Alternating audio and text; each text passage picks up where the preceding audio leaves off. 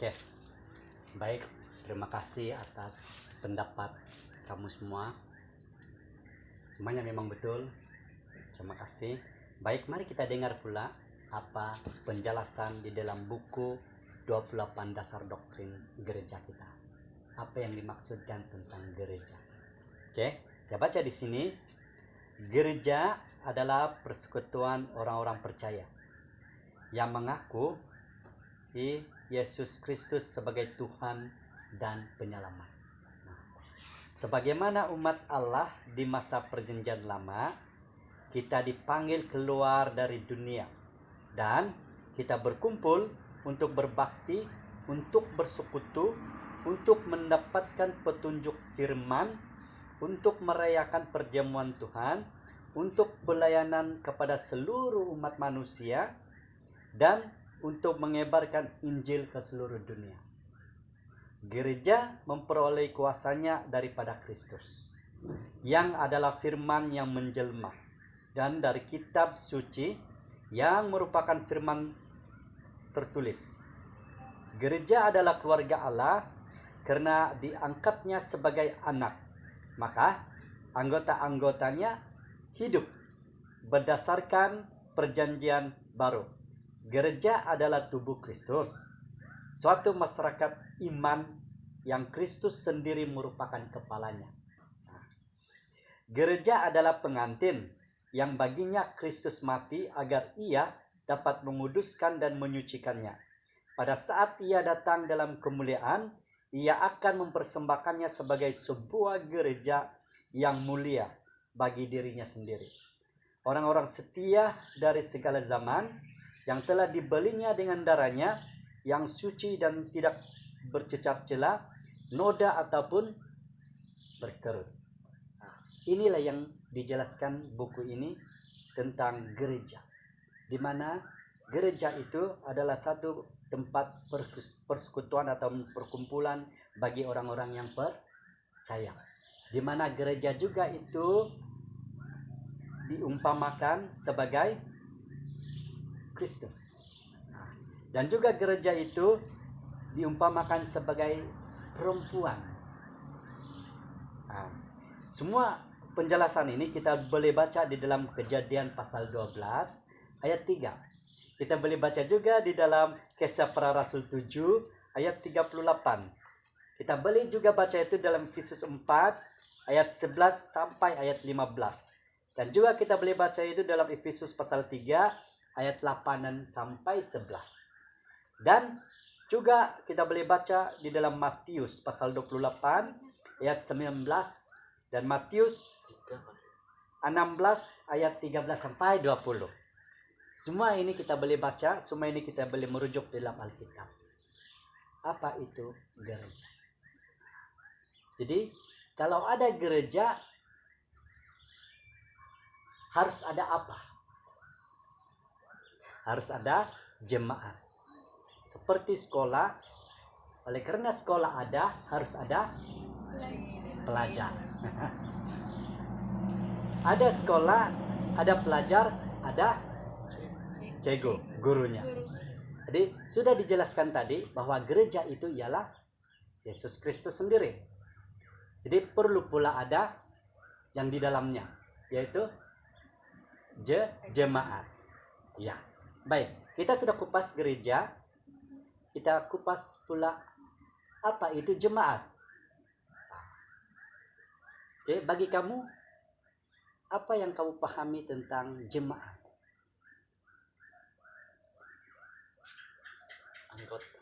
Anggota. Oke.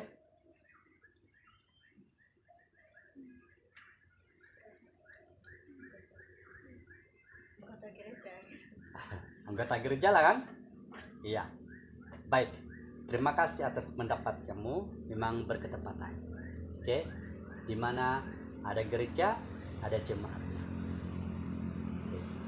Ada guru, harus ada muridnya. Harus ada murid, harus ada guru, harus ada pembelajarannya. Kan? Jadi demikian juga dengan tentang gereja, tentang jemaat, di mana kita sudah mengupas tadi persekutuan untuk orang-orang yang percaya untuk mendengar apa dia bilang firman Tuhan. Seperti dalam kelas kita hari ini, petang ini, kita sedang mempelajari firman Tuhan. Oke, baik. Di dalam gereja harus ada apa? Tadi bilang kita jemaat. Jadi apabila jemaat itu ada, jemaat itu harus buat apa dalam gereja? Bertugas. Oke, selain daripada bertugas,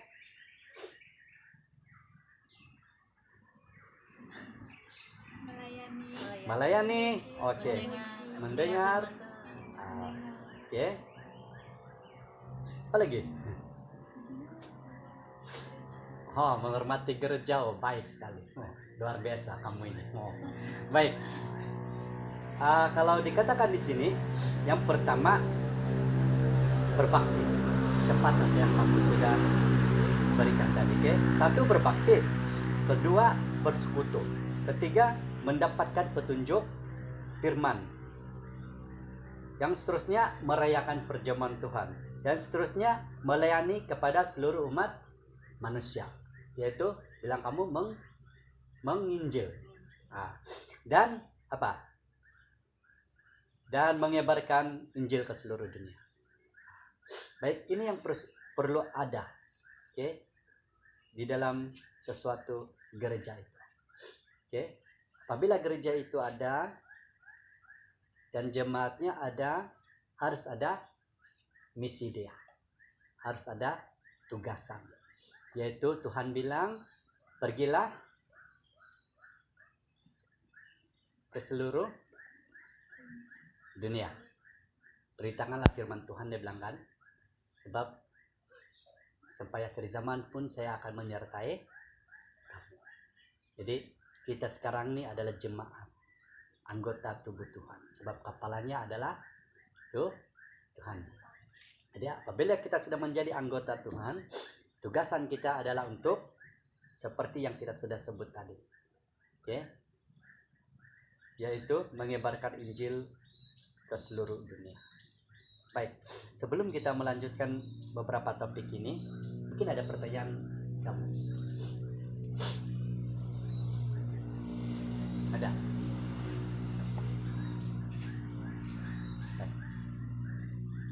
Tidak. Oke, buat masa ini tidak. Oke, baik. Mari kita teruskan. Di dalam buku ini menjelaskan apa makna Alkitab tentang perkataan jemaat.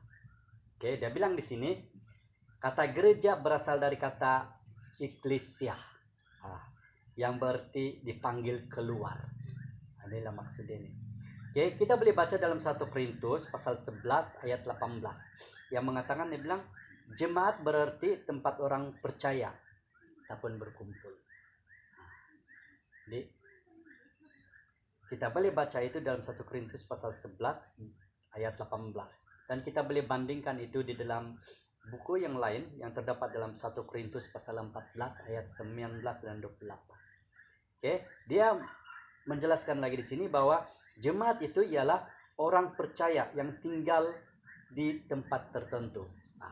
Jemaat itu adalah orang yang percaya. Di mana dia tinggal? Di gereja. Sekelompok orang percaya yang tinggal di rumah seseorang.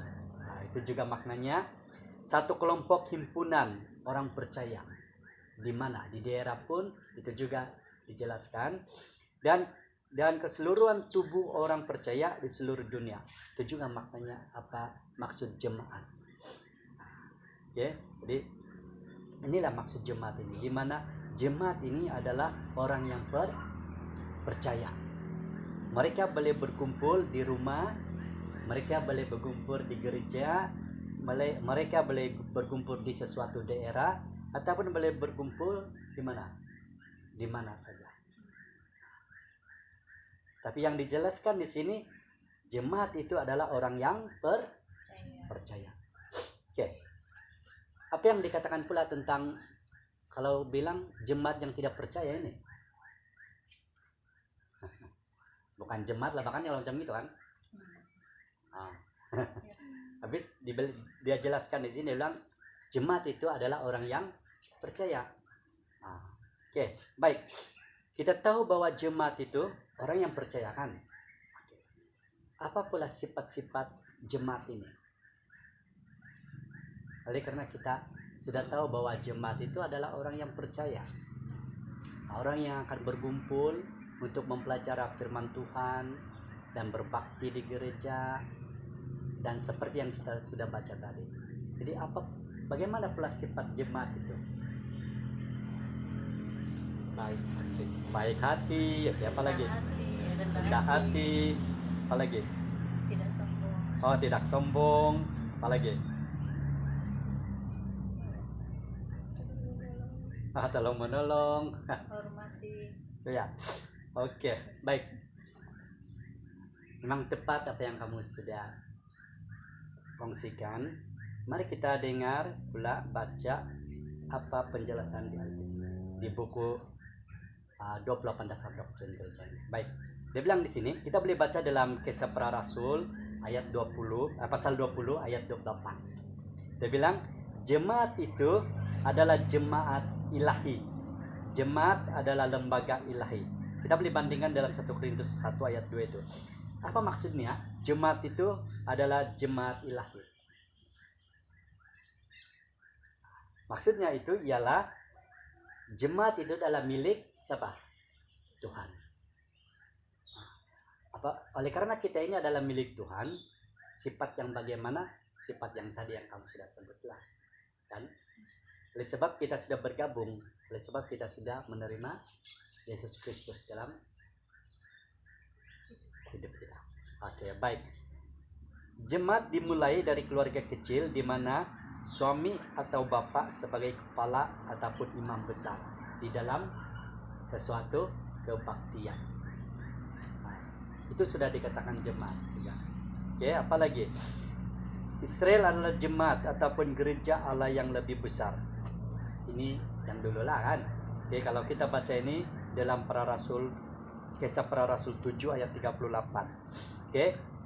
Dia bilang di sini, Tuhan mendirikan jemaat yang baru oleh karena Israel telah menolak Yesus. Oke. Yang dulu Israel adalah jemaat Tuhan kan. Tetapi Israel dulu telah menolak Tuhan. Jadi itu zaman dulu. Kalau zaman kita sekarang, kitalah yang dimaksudkan kan? Kitalah yang dimaksudkan Israel ataupun jemaat yang baru. Nah, jadi kita sudah belajar semua ini. Semua ini adalah satu gambaran ataupun metafora dalam jemaat. Yang kita baca tadi itu semuanya itu adalah satu perlambangan. Di mana jemaat itu ialah suatu umat yang ataupun orang yang percaya, yang akan berkumpul ke gereja untuk berbakti, untuk bersatu, untuk bersekutu, dan akan menyebarkan firman Tuhan. Oke, baik. Ada pertanyaan? Tidak? Belum lagi? Oke. Kalau tidak, saya ingin membaca satu penekanan di sini yang mengatakan begini. Oke. Kristus adalah kepala jemaat dan anggota-anggotanya adalah tubuh Kristus. Setiap anggota mempunyai kedudukan yang sama dan peranan yang berbeza-beza.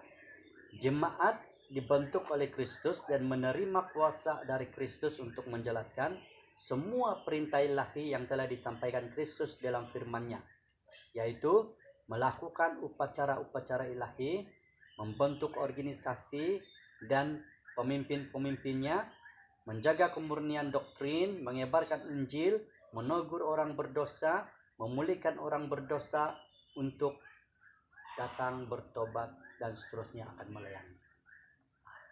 Oleh karena gereja itu ada, di dalamnya harus ada jemaat. Oleh karena ada jemaatnya, kita harus buat apa? Berbakti dan bersekutu, melayani dan menyebarkan firman Tuhan.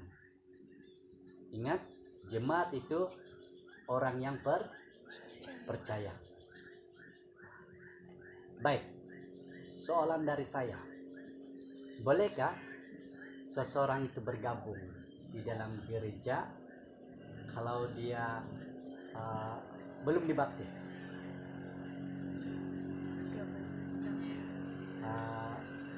Mau bergabung dengan kita maksudnya mau masuk menjadi jemaat, mau jadi anggota, bolehkah? Boleh. Oke, boleh. Soalan yang kedua, seseorang itu ingin bergabung dengan kita, ingin bergabung, ingin menjadi seorang jemaat di dalam gereja kita, tetapi dia menolak tiga Trinity itu. Dia tidak percaya Allah Bapa, dia tidak percaya Allah Anak, dia tidak percaya Roh Al Kudus, tetapi dia mau bergabung. Kita boleh terimakah dia? Kalau pendapat saya, dia ingin bergabung tapi belum percaya Trinity. Saya rasa boleh. Sebab bila dia sudah bergabung, kita akan ajar dia sedikit demi sedikit mengenai Trinity itu. Jadi bila dia sudah paham, nah akhirnya dia bergabung sepenuhnya dengan kita. Iya. Oke, terima kasih. Baik, kalau penjelasan di sini kita harus menjadi tegas. Kita harus menjadi tegas di mana kita tidak akan menerima.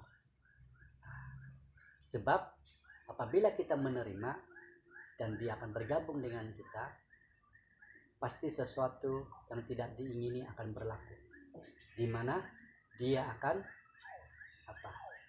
menguncar-kancirkan.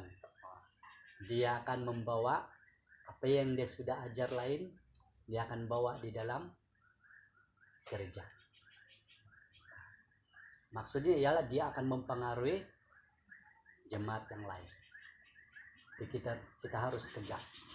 Jadi pendapat kamu itu benar, tapi jangan lu kita terimalah kan, jangan lu kita terima dia, tetapi kita harus perjelaskan dia tentang yang tadi yang kamu sudah bagi itu kan, kita perjelaskan dia ini itu ini. Tapi kalau dia tidak juga mau percaya, tapi dia mau ingin juga bergabung, ketegasan kita itu harus ada. Baik, kita lanjutkan. Saya mungkin kita ada lagi 5 menit. Oke, kita ada 5 menit lagi. Oke, baik. Apabila kita sudah menjadi seorang jemaat dan sudah bergabung dalam gereja, apakah yang harus ada di dalam kehidupan kita? Apa yang harus ada dalam kehidupan kita? Kan kita sudah ulang tadi, tapi kita mau supaya kita lebih paham, supaya kita tidak lupa. Kalau maksudnya ialah apabila kita sudah bergabung di gereja tersebut dan sudah diterima menjadi jemaat, apa yang harus ada dalam kehidupan kita? Percaya. Oke. Lain?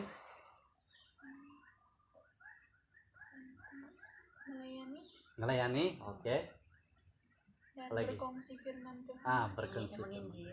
Menginjil. Oke. Baik. Ada lagi? Di sini sebelah kiri saya. Tidak. Ya, baik. Terima kasih dengan pendapat kamu. Kamu semua sudah menjawab itu dengan baik. Itulah tugasan sebagai seorang jemaat. Oleh karena jemaat itu adalah orang yang percaya. Apabila kita percaya, maka kita harus mengungsikan setiap firman Tuhan yang sudah kita dengar itu kepada orang lain.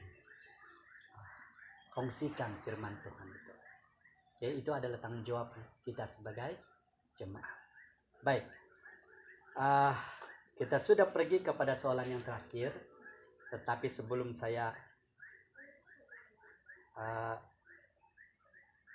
mengajukan soalan ini kepada kamu, mungkin kamu ada soalan daripada yang awal tadi sampai akhir ini. Mungkin ada soalan. Saya mau mulai daripada sini lah.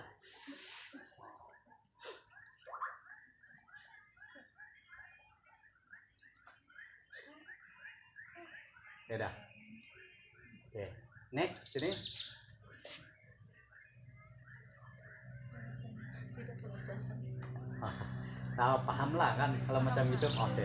Sini. Udah setakat nih. Oke, sini. Belum ada lagi. Oke, belum ada lagi. Baik.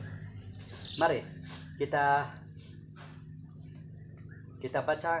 Saya ajukan soalan yang kedua terakhir.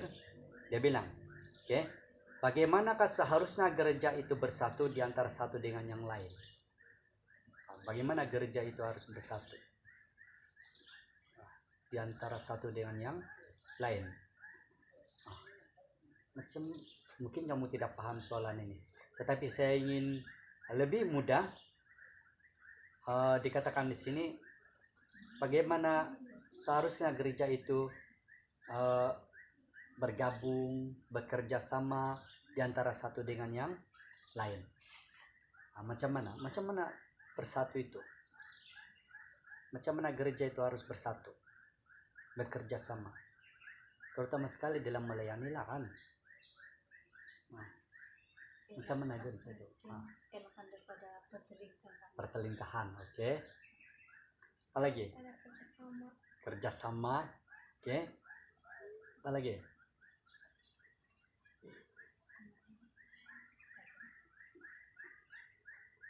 Oke, saya mau satu orang baca Mazmur. Oke, Mazmur 133, oke, ayat 1. Oke. Yang lain cari 1 Petrus 1 ayat 22. Oke.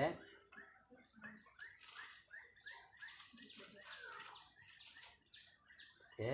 Mazmur 133. Oke, 133 ayat 1. Oke, 1. Oke, Siba baca nanti. 1 Petrus 1 ayat 22. Coba sedikit. Oke, nanti baca. Dan 1 Korintus 1 ayat 10. Oke, Siawen baca. Dan Yohanes pasal 17 ayat 21 dan 23. Oke, kamu baca. Jadi semua dapat membaca. Oke, baik. Mari kita dengar apa yang dikatakan, diperjelaskan dalam Alkitab Mazmur 133 ayat 1. Oke. Dibilang di sini, tajuk di sini persaudaraan yang rukun. Bilang, nyanyian ziarah Daud, sungguh alangkah baiknya dan indahnya apabila saudara-saudara diam bersama dengan rukun. Nah, amin. Harus apa? Harus diam dan bersama dengan rukun. Rukun. Rukun artinya harus diam, harus rukun. Artinya bersatu padu lah betul kan? Bekerja sama. Oke. Next.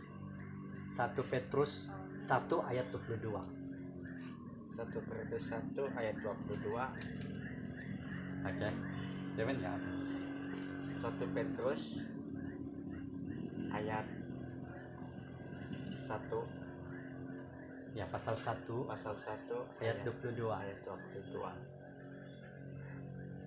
Kerana kamu telah menyucikan dirimu oleh ketaatan kepada kebenaran, sehingga kamu dapat mengamalkan kasih persaudaraan yang tulus ikhlas. Hendaklah kamu bersungguh-sungguh saling mengasihi dengan segenap hatimu. Nah, pada bilang saling mengasihi. Oke. Apa lagi? Oke, 1 Korintus 1 ayat 10. 1 Korintus 1 ayat 10. Oke. Tetapi aku menasihatkan kamu, saudara-saudara, demi nama Tuhan kita Yesus Kristus, supaya kamu seia sekata dan jangan ada perpecahan di antara kamu, tetapi sebaliknya supaya kamu erat bersatu dan sehati sepikir. Nah, amin. Tadi harus ada rukun, harus ada kerjasama, harus ada apa itu, persekutuan. Oke. Lepas itu harus ada saling mengasihi. Harus ada lagi sepikir. Sehati sepikir. Dan harus ada apa lagi? Mari kita baca yang akan dibaca oleh Adi ini di dalam Yohanes pasal 17 ayat 21 dan ayat 23. Yohanes pasal 17. Yohanes 17 ayat 21 23. Oke, mari kita dengar. Supaya mereka semua menjadi satu, sama seperti Engkau ya Bapa di dalam aku dan aku di dalam Engkau, agar mereka juga di dalam kita, supaya dunia percaya bahwa Engkaulah yang telah mengutus aku, dan aku telah memberikan kepada mereka kemuliaan yang Engkau berikan kepadaku, supaya mereka menjadi satu, sama seperti kita adalah satu. Aku di dalam mereka dan Engkau di dalam aku, supaya mereka sempurna menjadi satu, agar dunia tahu bahwa Engkau yang telah mengutus aku, dan bahwa Engkau mengasihi mereka, sama seperti Engkau mengasihi aku. Amin. Oke, yang pertama tadi apa? Rukun. Saling Kedua, mengasihi. saling mengasihi. Ketiga, sehati sepikir. sepikir. Yang keempat, Bersatu. bersatu. Jadi kalau semua itu ada, maka gereja itu akan menjadi apa? Terang dunia. Terang dunia, akan bersatu. Oke, baik. Kita pergi kepada soalan yang terakhir. Oke, apabila kita sudah bergabung di dalam gereja dan menjadi jemaat, apakah upah yang akan dikurniakan kepada setiap orang yang berkhidmat ataupun melayani? Apa upah? Apabila kita sudah bergabung ke gereja, kita sudah menjadi jemaat, apakah itu macam yang sia-sia ataupun tidak? Tapi dia bilang di sini, apakah upah yang kita dapat? Kehidupan yang kekal. Oke, kehidupan yang kekal. Oke, baik. Siapa yang mau baca Matius pasal 25 ayat 31 dan 40 hingga 40? Oke, Matius 25 Ayat 31 ayat 31 sampai 40. Oke, saya sudah jumpa. Oke. Matius 25 ayat 31 hingga 46. Tajuk penghakiman terakhir. Oke. Matius 25 ayat 31. Ah, Apabila anak manusia datang dalam kemuliaannya dan semua malaikat bersama-sama dengan dia, maka ia akan bersemayam di atas takhta kemuliaannya. Lalu semua bangsa akan dikumpulkan di hadapannya, dan ia akan memisahkan mereka seorang daripada seorang, ya. sama seperti gembala memisahkan domba dari kambing. Dan ia akan menempatkan domba-domba di sebelah kanannya dan kambing-kambing di sebelah kirinya. Dan raja itu akan berkata kepada mereka yang di sebelah kanannya, "Mari, hai kamu yang diberkati oleh Bapakku, terimalah kerajaan yang telah disediakan bagimu sejak dunia dijadikan. Sebab ketika aku lapar, kamu memberi aku makan. Ketika aku haus, kamu memberi aku minum. Ketika aku seorang asing, kamu memberi aku." Oke, teruskan.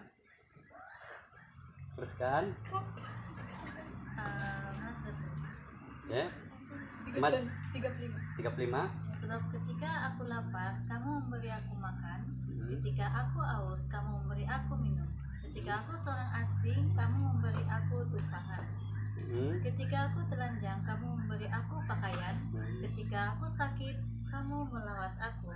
Ketika aku di dalam penjara, kamu mengunjungi aku. Maka orang-orang benar itu akan menjawab dia, katanya, "Tuhan, bila manakah kami melihat engkau lapar dan kami memberi engkau makan, atau haus dan kami memberi engkau minum?" Ya. Oke. Sampai Baik. Oke, kita teruskan. Baca Mazmur 126 ayat 6. Oke. Mazmur 126 ayat 6, dan sedia baca Daniel pasal 12 ayat 3. 126. Mazmur 126 ayat 6, dan sedia baca Daniel 12 ayat 3. Oke, teruskan. Oke. Mazmur 126 ayat 6. Orang yang berjalan maju dengan menangis sambil menabur benih pasti pulang dengan sorak-sorai sambil membawa berkas-berkasnya. Iya, oke. Next.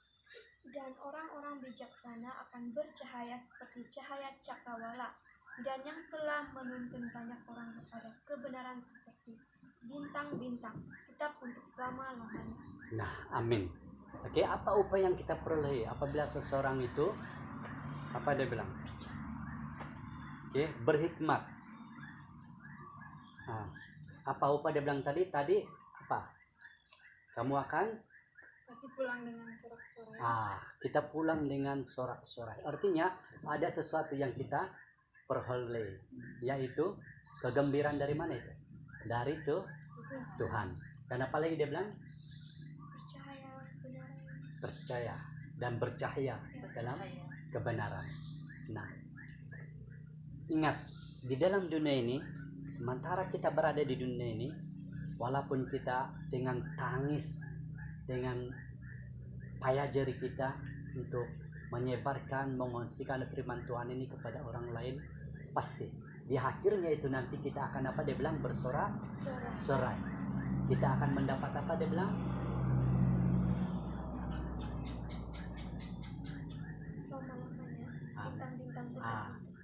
Kita akan menjadi seperti bintang-bintang yang bercahaya sampai selama-lamanya. Ingat, oke? Itu adalah tugasan kita. Walaupun dengan jerih payah kita, banyak tentangan, banyak cabaran dalam pelayanan kita, penginjilan kita kepada orang lain di dunia ini, walaupun kita akan mengalami pengalaman itu pahit dan manis dalam melayani, percayalah kepada Tuhan.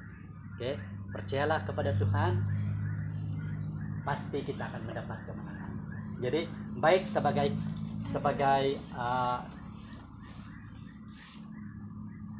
ulasan ataupun rangkuman dalam pelajaran ini, saya akan baca akur janji kita dan saya mau kamu ikut sebut. Saya sebut dan kamu ikut. Oke, baik. Begini, oke. Oleh sebab saya mengasihi Yesus, saya telah memutuskan untuk tetap berbakti kepadanya bersama-sama dengan seisi sidangnya dan menolong gereja dengan menjadi saksi setia untuk membawa berita keselamatan kepada orang lain, agar saya dengan semua umatnya boleh hidup dalam kerajaan surga dan bersinar seperti bintang-bintang selama-lamanya. Amin. Sekian, terima kasih atas keterlibatan Anda semua. Terima kasih atas pendengaran Anda. Terima kasih atas masa yang Anda luangkan untuk bersama untuk mempelajari firman Tuhan dalam kelas Alkitab ini. Semoga lain masa, lain tempat kita akan dapat bersama lagi untuk mendalami dan mempelajari firman Tuhan. Baik, mari kita berdoa. Dan saya akan membawa kamu di dalam doa. Mari berdoa. Allah Bapa yang bersemayam di kerajaan sorga, kami bersyukur terima kasih Tuhan, oleh sebab Engkau sudah melindungi kami, menjaga kami, memimpin kami dalam kelas Alkitab kami ini Tuhan. Berkatilah pelajar-pelajar Alkitab ini Tuhan, agar mereka terus berdedikasi untuk mendengar firman-Mu. Juga kami semua ya Tuhan, pimpin kami, agar kami terus mencintai, kami terus mempelajari dan mendalami firman-Mu ya Tuhan. Terima kasih Tuhan. Ampunlah dosa kami di dalam tutur kata kami, ampunlah dosa kami di dalam acara kami, sekiranya ada yang akan menyinggung hati Tuhan. Berkati semua pelajar-pelajar ini Tuhan, berkati dan lindungilah kami dalam perjalanan kami pulang, agar kami selamat tiba ke tempat kami masing-masing.